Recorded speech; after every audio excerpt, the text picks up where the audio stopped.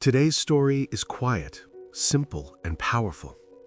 It's about choice, focus, and the hidden strength of saying no. In a small riverside town called Larkspur, there lived a 16-year-old boy named Jonah. Jonah liked many things, but he was not good at finishing them. He joined the art club, then left. He practiced guitar for a week, then stopped. He started homework early, but always ended up distracted. Every afternoon, Jonah sat at his desk with big plans. He opened his notebook, he sharpened his pencil. Then his phone buzzed. A message, a video, a game. Minutes turned into hours. At night, Jonah felt tired but not proud. He worked a lot, yet nothing felt complete. One evening, his mother asked gently, "How was your day?" Jonah shrugged. "Busy.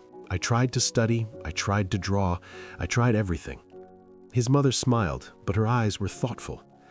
Sometimes trying everything means focusing on nothing. A few days later, Jonah's school announced a local art exhibition. Students could submit one piece of artwork, just one. The winner would get a small scholarship and a chance to learn from a town artist named Mr. Hale. Jonah felt excited. He loved drawing. Or at least he wanted to. That night, he pulled out a block of clay from under his bed. He had bought it months ago and never touched it.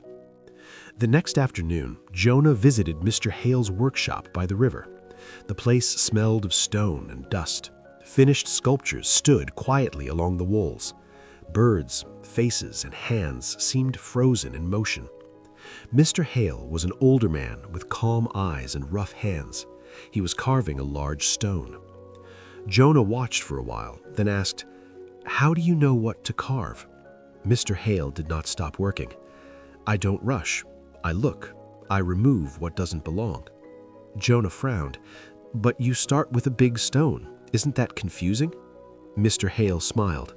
"At first, yes. Everything looks possible. That's the problem." Jonah didn't fully understand, but the words stayed with him. Back home, Jonah began his sculpture. He pressed and shaped the clay. At first, he added more and more. Wings, feathers, details everywhere. The shape became messy. His hands felt tired. His mind felt noisy. His phone buzzed again. Jonah reached for it, then stopped. He remembered Mr. Hale's calm hands. Jonah turned the phone face down. The next day, he looked at his sculpture with fresh eyes. He didn't add anything. Instead, he removed small pieces. A curve here, a lump there. Slowly, a clear shape appeared. A bird with wide wings, ready to rise. Still, Jonah struggled. Friends asked him to hang out. New videos appeared. His room felt crowded with sounds and thoughts. One night, Jonah sat on his bed, frustrated. His mother knocked and came in. "I'm stuck," Jonah said. "I want to do well, but everything pulls me away." His mother sat beside him. "What if you don't fight everything? What if you choose?" "What?" Jonah asked. "What matters and what doesn't?" The next morning, Jonah made small changes. He studied at the library instead of his room. He practiced at the same time every day. He stopped checking messages while working. It wasn't easy. His focus broke many times, but each day his habit improved. At the workshop, Mr. Hale nodded when Jonah showed progress. "You're learning," the old sculptor said. "Not how to add skill, how to protect it." On the final day, Jonah placed his sculpture on the table at school. It wasn't perfect, but it was clear, strong, honest. When the results came, Jonah didn't win first place, but Mr. Hale chose him for the mentorship. Later, Jonah asked, "Why me?" Mr. Hale pointed to the sculpture. "You knew when to stop and when to remove." That night, Jonah walked home by the river, holding his sculpture carefully. he realized something quiet and deep.